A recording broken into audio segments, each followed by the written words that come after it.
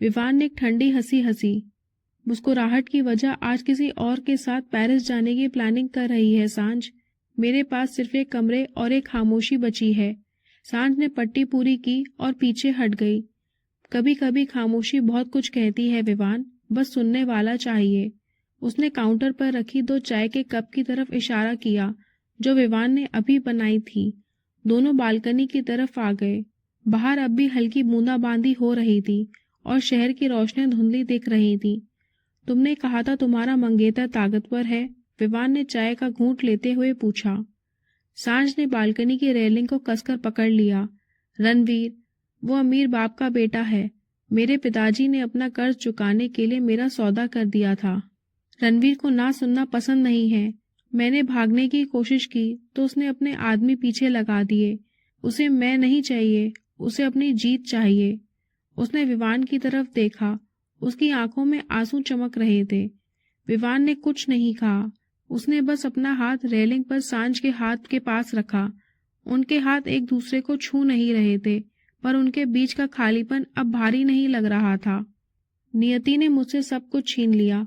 विवान ने पहली बार अपना दिल खोला। भरोसा, सुकून और वो इंसान जो मैं हुआ करता था।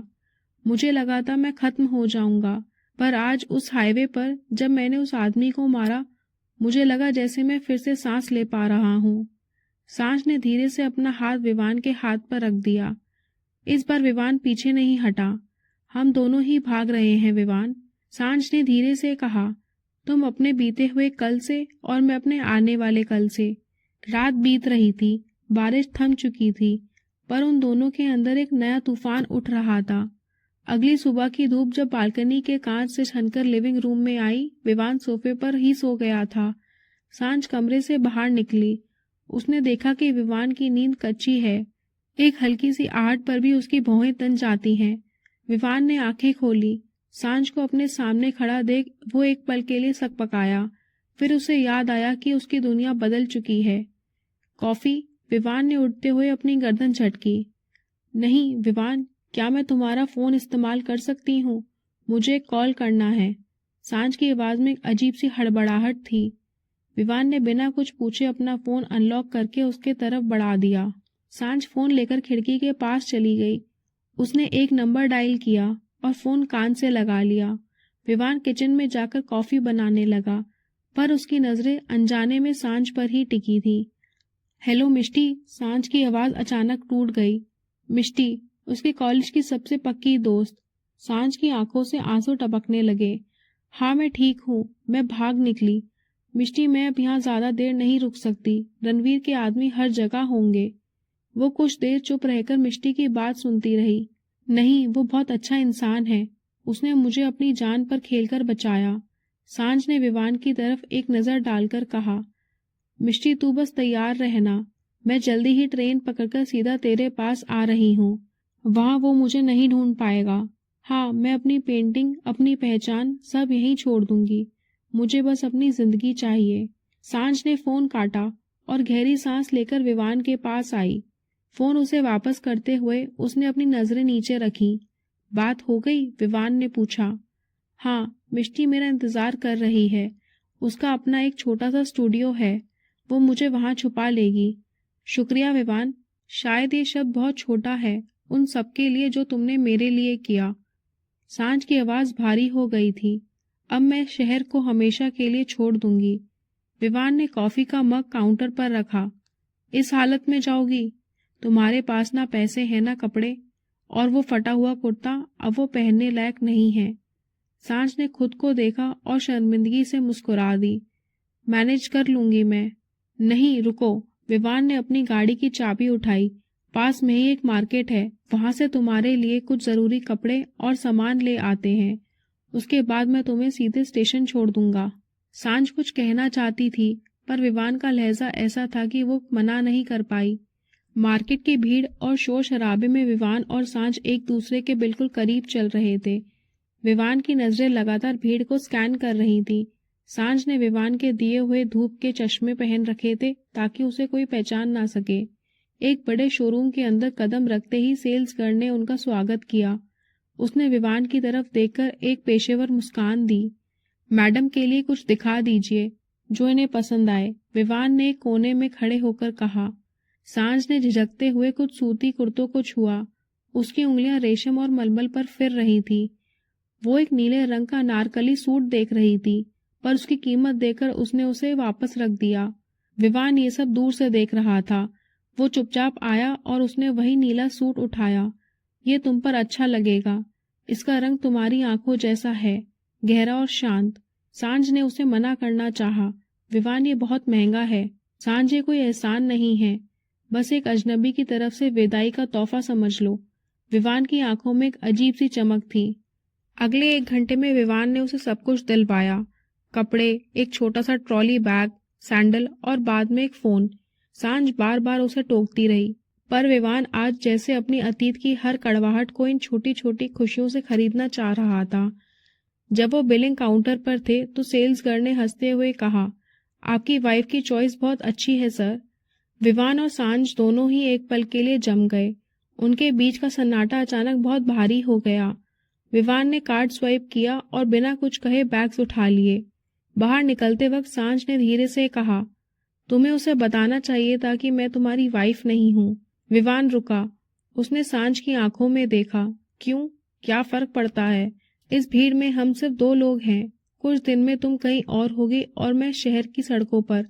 वो लड़की हमें कभी दोबारा नहीं दिखेगी। सांझ को उसकी बात चुभ गई।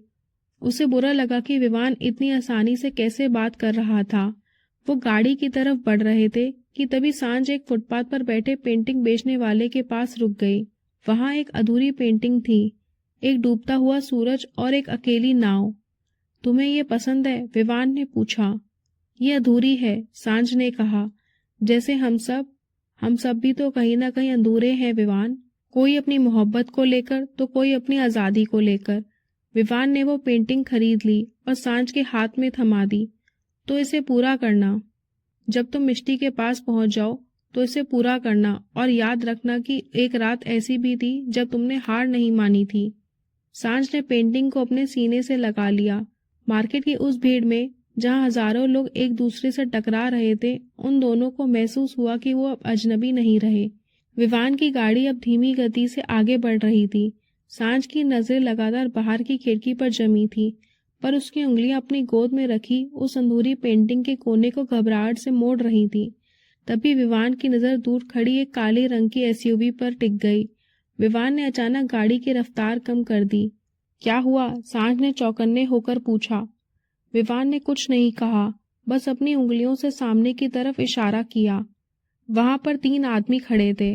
उन्होंने सफारी सूट पहन रखे थे और उनकी नजरें आने जाने वाले हर इंसान के चेहरे को टटोल रही थी। बीच में खड़ा वही आदमी था जिसके हाथ पर विवान ने पिछली रात रेंज से वार किया था। रणवीर के आदमी। सांझ के हलक से एक दबी हुई चीख निकली।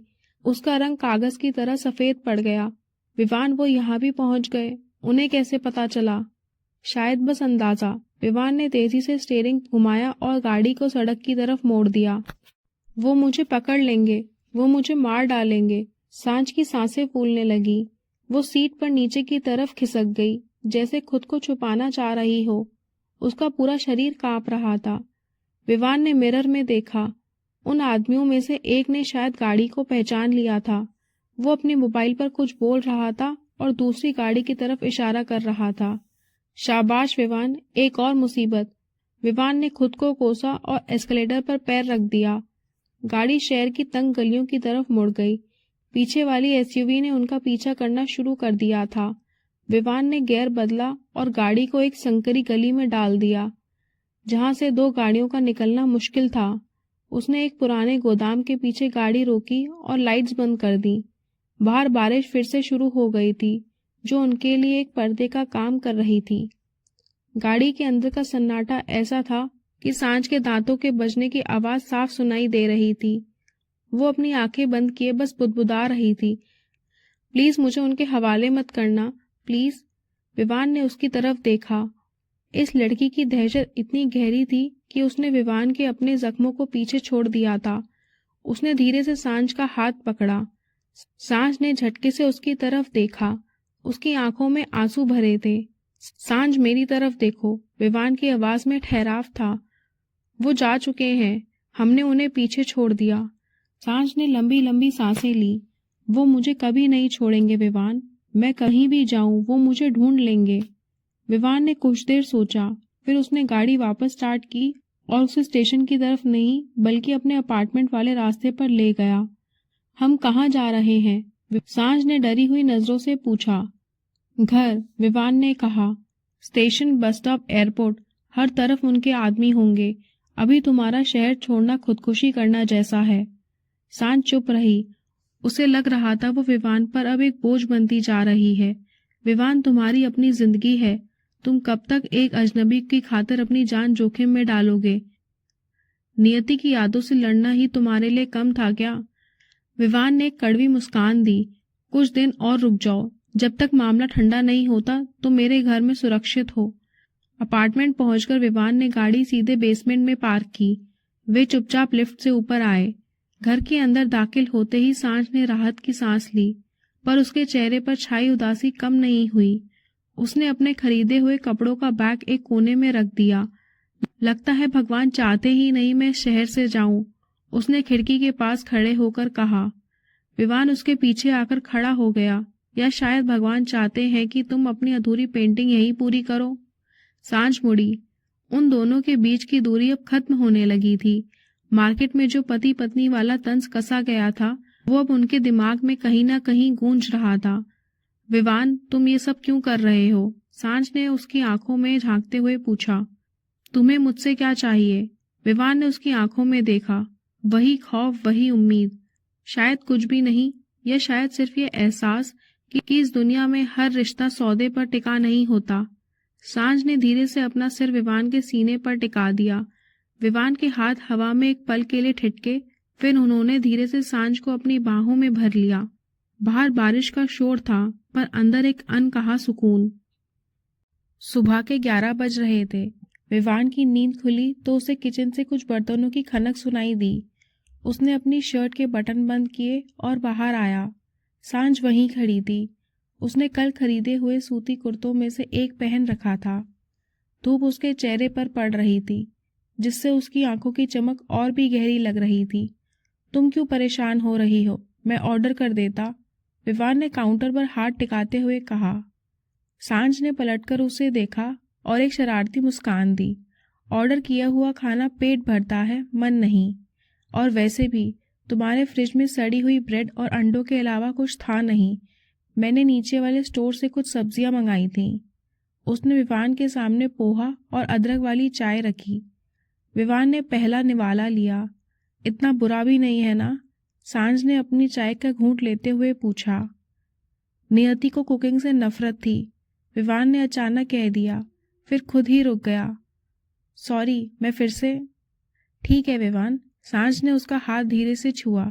जब कोई इंसान हमारी जिंदगी का इतना बड़ा हिस्सा होता है तो उसका जिक्र आना लाजमी है। बस उसे जिक्र तक ही रहने दो। बस उसे जिक्र तक ही रहने दो। उसे जख्म मत बनने देना। दोपहर में विवान अपने लैपटॉप पर काम करने की कोशिश कर रहा था, पर उसकी नज़रें बार बार लिविंग रूम के कोने में बैठी सांझ पर जा रही थीं। वो अपनी अधूरी पेंटिंग लेकर बैठी थी। उसने ब्रश उठाया और नीले रंग में डुबोकर कैनवस पर एक लहर बनाई।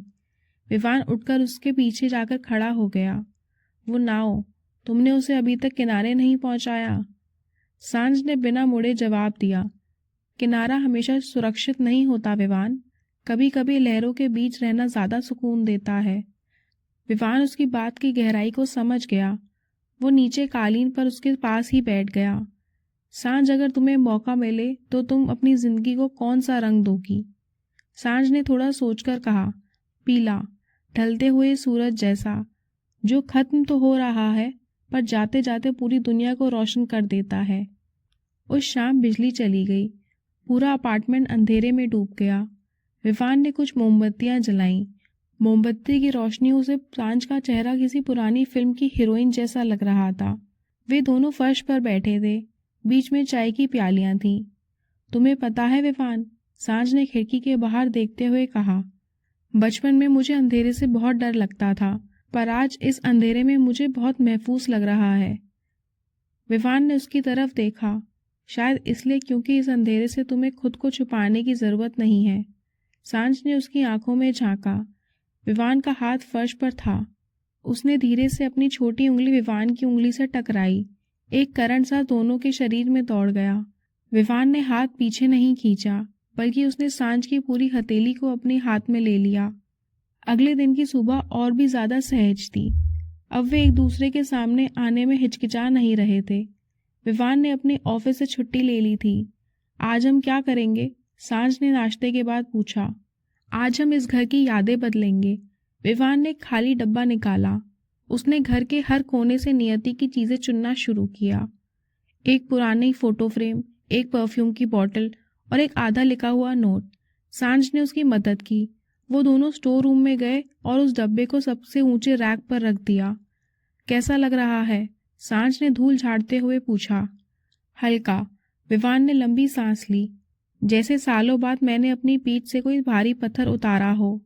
दोपहर में विवान ने म्यूजिक सिस्टम पर एक धीमा गाना बजाया। सांझ बालकनी में खड़ी हवा का आनंद ले रही थी। विवान उसके पीछे आया और धीरे से उसके बालों को छू लिया। सांझ, अगर ये सब खत्म ना हुआ तो? अगर तुम्हें हमेशा यहीं रहना पड़ा? सांझ मुड़ी। विवान और उसके बीच का फासला खत्म हो चुका था। विवान का हाथ उसकी कमर पर था और सांझ ने अपने हाथ उसके कंधों पर रख दिए थे। तो शायद मैं वो अधूरी पेंटिंग कभी पूरी नहीं करूंगी, सांझ ने फुसफुसाते हुए कहा, ताकि मेरे पास यहाँ रहने का एक बहाना हमेशा बना रहे। विवान ने अपना माथा सांझ के माथे से टिका दिया। मुझे नहीं पता कल क्या होगा। मुझे बस ये पता है कि इस वक्त इस बालकनी में मेरा दिल पहली बार धड़क नहीं रहा, बल्कि सांस ले रहा है। विवान झुककर सांझ के होंठों के करीब आया। यह एहसास इतना गहरा था कि वो भूल गए थे कि वो अजनबी हैं। सांझ ने अपनी आंखें बंद कर लीं। ये प्यार का इजहार नहीं, ये दो टूटी हुई रूहों का एक दूसरे को स्वीकार करना था। रात के वक्त कमरे में छाई खामोशी अब भारी नहीं लग रही थी। विवान, तुमने कभी सोचा है कि अगर तुम उस रात उस सड़क पर नहीं होते तो क्या होता? सांझ ने बहुत धीरे से पूछा। मैं शायद अपनी गाड़ी किसी पेड़ से टकरा चुका होता, विवान ने ईमानदारी से कहा। उसने सांझ को और करीब खींच लिया। तुमने उस रात मेरी जान बचाई थी सांझ, मैंने तुम्हारी नहीं। सांझ ने अपनी नजरें नीची कर लीं। विवान उसे देखता रहा, ये सोचकर कि उसे स्टेशन ले जाने की हिम्मत उसमें होगी या नहीं। पर फिलहाल वो दोनों उस पल में कैद थे, जहां ना कोई पीछा करने वाला था और ना कोई छोड़कर जाने वाली। सिर्फ दो अजनबी जो अब एक दूसरे की दुनिया बन चुके थे। अगली दोपहर शहर का शोर दूर कहीं दबा हुआ था। विवान की आंखें खुली तो उसने खुद को लिविंग रूम के सोफे पर पाया। उसके बदन पर एक गर्म कंबल था, जिसे यकीनन सांझ ने रात को सोते वक्त उसके ऊपर डाला होगा। वो उठा और किचन की ओर बढ़ा। सांझ वहां पहले से ही मौजूद थी। वो गैस पर रखे दूध को देख रही थी, पर उसकी नजरें कहीं दूर ही थीं। कल चली जाओगी, विवान की भारी आवाज ने सन्नाटा तोड़ा। सांझ चौंकी, जैसे किसी ने उसे ख्वाब से जगा दिया हो। उसने एक फीकी मुस्कान दी। मिष्टी का मैसेज आया था। उसने ट्रेन का समय भेजा है। अब शायद रुकना ठीक नहीं। रणवीर के आदमी भी शांत हो गए होंगे। विवान ने कोई जवाब नहीं दिया। उसने बस कॉफी का मग उठाया, पर उसका दिल जैसे किसी भारी पत्थर के नीचे दब गया था। विवान और सांझ बालकनी के पास जमीन पर बैठे थे। उनके बीच एक पुरानी किताब खुली थी, जिसे कोई पढ़ नहीं रहा था। अचानक विवान की नज़र सांझ के हाथों पर पड़ी। वो अपनी उंगलियों से एक धागा तोड़ रही थी। तुम्हारे हाथ कांप रहे हैं, विवान ने कहा, और बिना सोचे उसका हाथ थाम लिया। सांझ ने हाथ पीछे नहीं खींचा। उसने विवान की आंखों में देखा। वहां एक बेबसी थी। डर लग रहा है विवान, यहाँ से बाहर निकलते ही सब बदल जाएगा।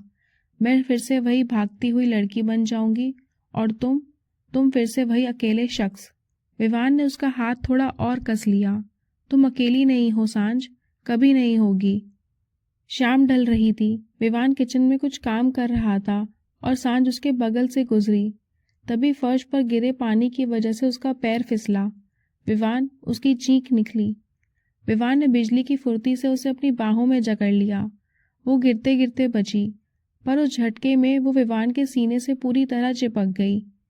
विवान की एक बाजू उसकी कमर के चारों ओर थी और दूसरा हाथ उसके चेहरे को थामे हुए था। उन दोनों की सांसें एक दूसरे को छू रही थीं। हवा में एक ऐसा खिंचाव पैदा हुआ जिसने वक्त को रोक दिया। सांझ के होंठ कांप रहे थे। विवान की नजरें उसके भीगे बालों से होती हुई उसकी आंखों पर ठहर गई। विवान का चेहरा धीरे धीरे उसके करीब आया, पर तभी दीवार पर लगी घड़ी की आवाज गूंजी। वो आवाज एक चेतावनी की थी कि कल सुबह स्टेशन जाना है। सांझ ने धीरे से अपना हाथ विवान के सीने पर रखा और खुद को पीछे हटाया। उसकी आंखों में एक अजीब सा दर्द था। विवान, हमें हमें ये याद रखना चाहिए कि अब हम सिर्फ कुछ घंटों के साथी हैं। विवान का हाथ उसकी कमर से छूटा, पर उसकी उंगलियों में अब भी उसकी गर्माहट महसूस हो रही थी। जानता हूँ, पर ये कुछ घंटे मेरे पिछली 3 साल की जिंदगी से कहीं ज्यादा भारी हैं। मोमबत्ती की मध्यम रोशनी में सांझ ने अपनी पेंटिंग की तरफ देखा। ये अधूरी ही रहेगी ना? शायद अधूरी चीजें खूबसूरत होती हैं, विवान ने कहा। कम से कम उनमें उम्मीद बची रहती है। उस रात वो दोनों सोए नहीं। विवान हॉल में बैठा रहा, सांझ कमरे की चौखट पर। वे दोनों एक दूसरे को देख नहीं पा रहे थे, पर उन्हें पता था कि दीवार के उस पार कोई है जो उनके ही जितना टूटा हुआ है। अंधेरे में सांझ की आवाज आई, विवान, सो गए? नहीं, तुम? नहीं, बस ये सोच रही थी, क्या तुम मुझे कभी याद करोगे? विवान ने अंधेरे में ही मुस्कुराया, पर उस मुस्कान में एक आंसू छुपे थे। उन्हें याद किया जाता है जिन्हें भूल सकें। तुम तो मेरी रूह का वो हिस्सा बन गई हो जो कल सुबह मेरे जिस्म से अलग होने वाला है। सांझ ने कुछ नहीं कहा। सुबह के 4 बजे थे। पूरा शहर अभी गहरी नींद के आगोश में था, लेकिन विवान के अपार्टमेंट में एक भारी सन्नाटा पसरा हुआ था। विवान ने सांझ का नया ट्रॉली बैग दरवाजे के पास रख दिया। सांझ कमरे से बाहर निकली। उसने वही नीला नारकली सूट पहना था जो विवान ने उसे मार्केट से दिलवाया था। उसका चेहरा धुला हुआ था, पर आंखों के नीचे के घेरे बता रहे थे कि वो पूरी रात सोई नहीं। उसने अपना बैग उठाया, पर उसकी नजरें दीवार के कोने में रखी अधूरी पेंटिंग पर जा ठहरी। ले जाओ इसे, विवान ने धीमे से कहा। सांझ ने सर हिलाया। नहीं, इसे यहीं रहने दो। ये गवाह रहेगी कि इन दीवारों ने किसी को टूटते हुए भी देखा था और जुड़ते हुए भी। गाड़ी में स्टेशन तक का सफर किसी कयामत की तरह महसूस हो रहा था। बाहर की ठंडी हवा खिड़की से अंदर आ रही थी। सांझ ने खिड़की से सर टिका लिया और अपनी उंगलियां विवान के बगल वाली सीट पर फेरने लगी, जैसे वो उस गाड़ी के स्पर्श को अपनी यादों में कैद कर रही हो। स्टेशन का प्लेटफॉर्म वीरान पड़ा था। कुछ कुली और दूर कहीं सोए हुए मुसाफिरों के अलावा वहां कोई नहीं था। ट्रेन के पहुंचने में अभी 10 मिनट बाकी थे। विवान ने बैग जमीन पर रखा और सांझ के सामने खड़ा हो गया। सांझ, विवान का गला भर आया। पहुंचकर एक मैसेज कर देना, बस ये जानने के लिए कि तुम महफूज हो। सांझ ने सर झुका लिया। उसके आंसू अब उसके गाल पर छलक आए थे। विवान, मैंने कभी नहीं सोचा था कि किसी अजनबी से बिछड़ना इतना दर्दनाक होगा। ट्रेन की आवाज गूंजी। सांझ का वक्त खत्म हो रहा था। उसने एक कदम पीछे हटाया, पर फिर अचानक वो रुकी और दौड़कर विवान के गले लग गई। उसने विवान को इतनी शिद्दत से पकड़ा जैसे अगर उसने छोड़ा तो वो बिखर जाएगी। विवान ने भी उसे अपनी बाहों में भर लिया। प्लेटफॉर्म की लाइट में उनकी परछाई एक हो गई थी। मत जाओ, विवान के होठों से ये शब्द अनजाने में निकल गए। सांझ, रुक जाओ, हम कोई रास्ता निकाल लेंगे। सांझ ने बिलखते हुए अपना सिर उसके सीने से हटाया। नहीं विवान, अगर मैं रुकी तो रणवीर तुम्हें भी तबाह कर देगा। मैं तुम्हारी जिंदगी बर्बाद नहीं कर सकती। मुझे जाना ही होगा। उसने अपना बैग उठाया और ट्रेन में चढ़ने लगी। विवान वहीं खड़ा रहा, पत्थर का बुत बना हुआ। ट्रेन धीरे धीरे चलने लगी। सांझ ने खिड़की से अपना हाथ बाहर निकाला। विवान भी ट्रेन के साथ साथ चलने लगा। सांझ, अपना ख्याल रखना, वो चिल्लाया। सांझ ने खिड़की से हाथ हिलाया। उसका चेहरा आंसुओं से भीगा हुआ था। जैसे जैसे रफ्तार बढ़ी, सांझ की छवि धुंधली होती गई और आखिर में वो सुनसान मोड़ पर ओझल हो गई। विवान अकेले खड़ा था। उसके चारों तरफ शोर था, पर उसे कुछ सुनाई नहीं दे रहा था। वो वापस अपनी गाड़ी की तरफ बढ़ा। दोस्तों, उम्मीद है आपको हमारी ये कहानी पसंद आई होगी। अगर आपको अच्छी लगी हो तो वीडियो को लाइक करें और चैनल को सब्सक्राइब करें और नोटिफिकेशन बेल को ज़रूर दबाएं ताकि अगली अपडेट आपको सबसे पहले मिल सके। स्टोरी अगली वीडियो में कंटिन्यू होगी।